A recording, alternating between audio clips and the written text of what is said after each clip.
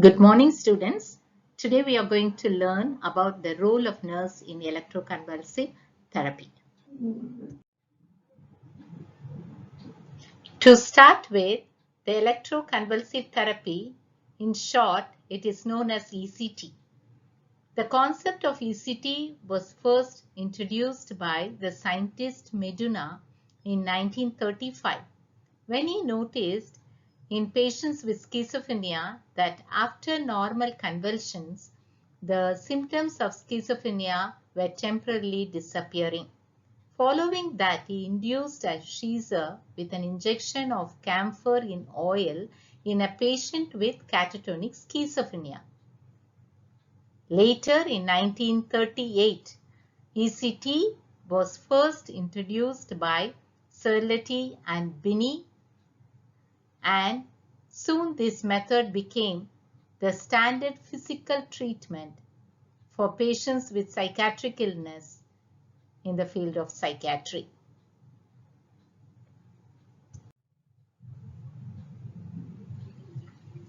And now, how do we define ECT? ECT is an artificial induction of a grand mal seizure, tonic phase which lasts for 10 to 15 seconds and clonic phase which lasts for 30 to 60 seconds through the application of electric current to the brain. The stimulus is applied through electrodes, you can see it here, which are placed either bilaterally, both the sides, or unilaterally in the frontotemporal region. Unilaterally, mostly it is on the non-dominant side.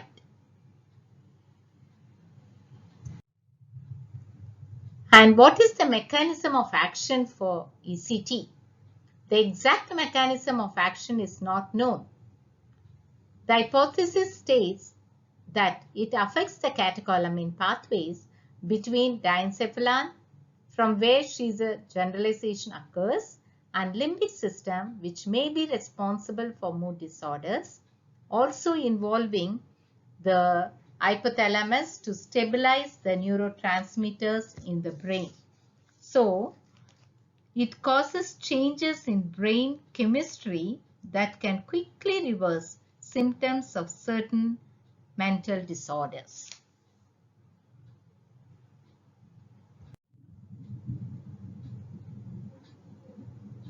Let's see the types of ECT. What are the types?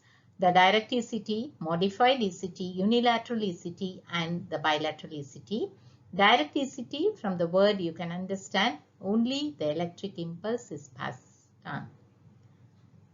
Usually the electric impulse is administered in high doses without anesthesia, leading to memory loss, fractured bones, and other serious side effects. The modified ECT, the electric impulse is passed, and also anesthetic agent is used, muscle relaxants are used. Unilateral and bilateral, again the placement of electrode differs here. In unilateral, the electrode usually on the non-dominant side, only one side it is placed, whereas in bilateral, both the sides of the head, the electrodes are placed. So these are the types. Now let's see the indication of ECT. Severe depression.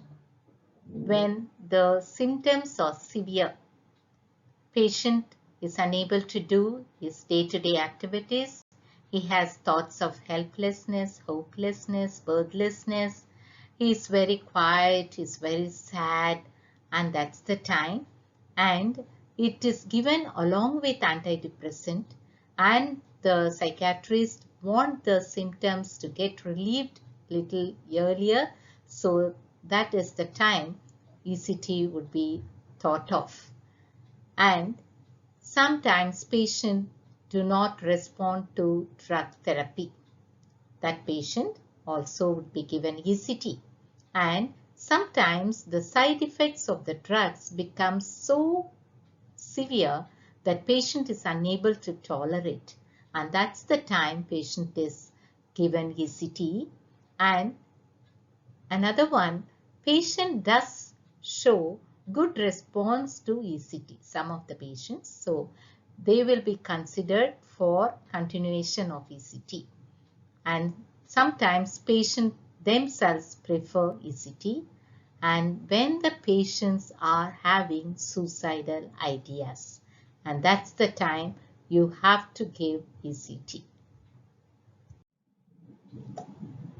Then patients with mania who have not improved with medications, and patients with severe catatonia, and patients with schizophrenia, and patients with psychosis when medications are insufficient or symptoms are severe.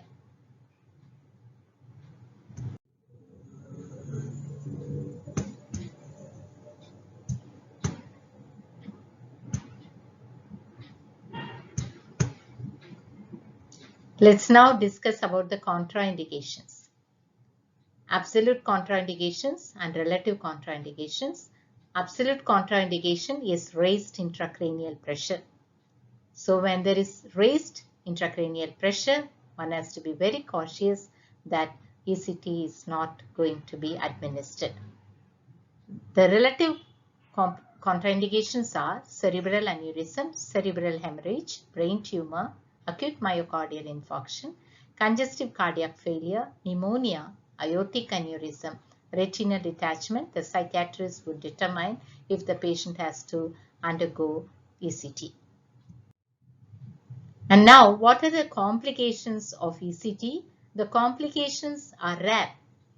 It does not cause brain damage, but in elderly patients, due to osteoporosis, fractures could occur, and patients who have heart disease, arrhythmias and respiratory arrest may occur.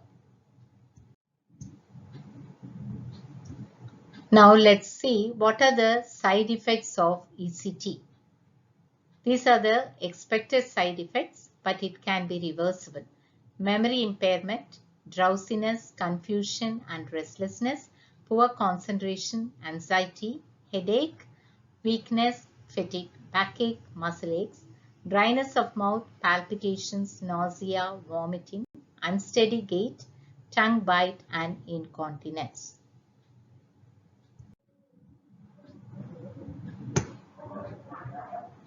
ECT is given effectively to the patient when they work as a team. The team comprises of psychiatrist, anesthetist, trained nurses, and nursing aides. And now let's see what are the medications used in ECT. Yes, we have to use certain drugs. Injection atropine 0.6 milligrams usually. Injection succinylcholine and injection sodium pentothal. Injection atropine is given 30 minutes before the treatment to decrease secretion and counteract the effect of vagal stimulation induced by ECT. And succinylcholine is the muscle relaxant which prevents muscle contraction during the seizure, reduction of possibility of fracture or dislocated bone. And sodium pentothal is the short-acting anesthetic agent which is given to the patient for him to have unconsciousness which is temporary and is so not aware of the procedure. What are the various articles we need for ECT? Articles for anesthesia, suction apparatus, face mask, oxygen, tongue depressor, mouth gag, resuscitation apparatus, full set of emergency drugs and defibrillator. And now we have come to the main topic, role of nurse. You see, we have a role to play in taking care of the patient when he is undergoing electroconvulsive therapy. So whatever ma'am has discussed with you earlier, those are the important information which after you knowing, you will be passing it on to the patient and the patient relatives. That is mandatory, that is very important. And the role of the nurse is divided into three aspects like pre-ECT care, during ECT, what is the care, and post-ECT care. So, because we are the people who are going to be with the patient all through, we get the order by the psychiatrist and we have to check in the chart and be very sure, check patient chart to be very sure that that is the patient. Double check his name, his hospital number, and read the, the order for you to know the date and the timing of ECT. So after that, you need to prepare the patient for going into the treatment because, it is known as shock therapy. It is very scary for the patient relative. And when you take a psychiatry patient with mental illness, most of the time patient is not able to comprehend because can you remember the indication for ECT? It's a patient with severe depression, with suicidal thoughts, patients who are manic, with manic symptoms and things like that. They are not in a position to comprehend. But we prefer that the patient's relative is with the patient to whom you can explain the procedure. So you have learned what is the procedure. So you have the information to give it to them to relieve their anxiety. So first and foremost, you see, you have to establish good patient-nurse relationship because patient and the relative would be anxious. So you have to develop a trusting relationship. Can you develop? Yes. You have to have, the empathy, the genuine interest on the patient. You have to be loyal. You have to be trustworthy. You have to, in understanding that the patient is given to you. Patient is not knowing anything about the treatment. So the patient has to trust in you to understand about the treatment. That's very important.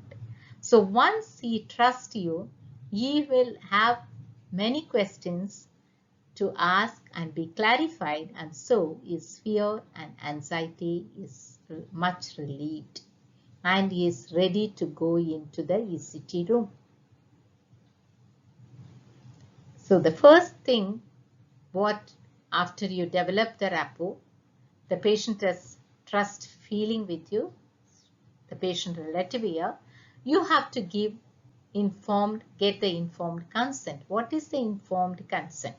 You, after giving enough information about the procedure, giving the knowledge to the patient about what the procedure and things like that, detailed information is given, and now you get the permission from the patient relative or the patient that yes, I am ready for the therapy.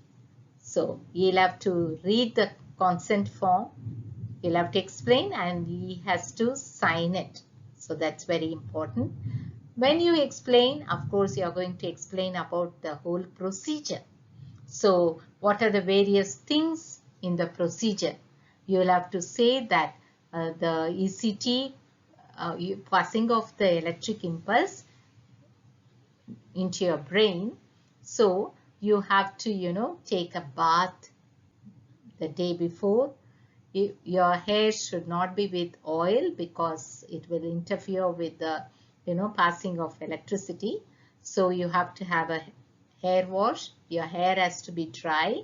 And if you have dentures and if you have, any jewelry to be removed, because again it will interfere with the electric current passing. And then you have to have a loose clothing, and you have to have nil per mouth, nil oral, at least for 6 to 8 hours. Some books says 4 to 6 hours, so might as well take it as 6 to 8 hours. And you need to explain to the patient. If the patient is, posted at 8 o'clock in the morning, so when must he take his last drink? the previous night. You must be very specific in telling the patient the time and the patient relative. And these are the preparations, and you have to tell that you will be getting injections. You will be, IV line will be opened on your hand, and you will be given injections, and you can say in a simple language as what the injection would do and help the patient. So that is the thing, and you have to say to him that will be, if at all the patient is taking any medications, especially anticonvulsant, the previous dose, the morning dose, or sometimes according to the doctor's order, that medicine will be withheld. Okay, and so what are the various explanation related to the procedure as such? So you will have to inform to the patient. And the patient has to, empty his bowel and bladder before going into the ECT room. All that you will have to inform to the patient. And the information sheet, whatever we say, they of course listen to us, but all the information, important information written in a sheet and given to them, they can read it more than once and make sure what it is, so they understand it better. And administration of drugs, so I told you earlier, so whatever is related, you have to prepare the patient. Usually atropine is given 30 minutes before, and what medication to be withheld, you will administer medication, what has to be administered, so that you have to do it. And check the patient record. Any specific, treatment is mentioned. And also you must check if the patient is hypertensive, diabetes, cardiac patient, and patient with kidney disease, liver problem, whatever. And any, written information about sensitivity to anesthetic agent or any other drugs. So all that you have to check. So all this comprises of pre-ECT care. So first and foremost, as I said, you will develop good rapport with the patient, the good nurse-patient therapeutic relationship, where you are ready to work with the patient and you are ready, and you expect the patient to be also ready in listening to you and then following the instruction, and mostly his anxiety and fear is relieved and he goes with, a hope into the ECT room. That's very important. So all this what ma'am said is here. So that those are the things, and emotional support is very, very important. And with all this, you transfer the patient to ECT room, and also as a nurse, you check the ECT room itself, like whether all the articles, it is kept accessible to patient. And vital signs is very important. You have to check the vital signs before you send the patient to ECT room. Okay, here you see this is a pre-preparation of ECT. The nurse is here. I think she's going to start the patient on, IV line, and you see the patient, she is definitely, the nurse has, established a good trusting relationship. From the facial expression you could see that. That's very, very important. And client education before ECT, because some of the things have to be, be stressed upon. That is, you are writing and giving as a instruction sheet to the patient all the things what you have, related to the procedure. Okay, that is very important. And on the bed, how the patient would be, he will be asleep during the procedure, he will not be knowing. And as I said earlier, it will be scary to know electric current is passed into the brain for anybody for that sake. So you must say that low voltage of current is passed and it will not harm the patient or give any pain to the patient. And so that is very, very important. And inside the ECT room, check the patient's identity once more. Yes, if it is the same patient, the name and the patient hospital number. And check also, be sure that patient is nil peroral at least for 6 to 8 hours. And check it all. Whatever you have given, again you check it whether it is all ready. Patient is ready with, loosened clothes with no dentures and no other jewelries. And, patient's previous records is being checked to see if patient is sensitive to any drugs and things like that, informed consent. Check it once more to see if the signature is appropriate, and uh, check no medications that ma'am told you earlier, that withheld the anticonvulsant medication if the patient is on according to the instruction given by the doctor. Usually the morning dose is withheld. And also check ECG machine is functioning correctly. That's very important. And during ECT,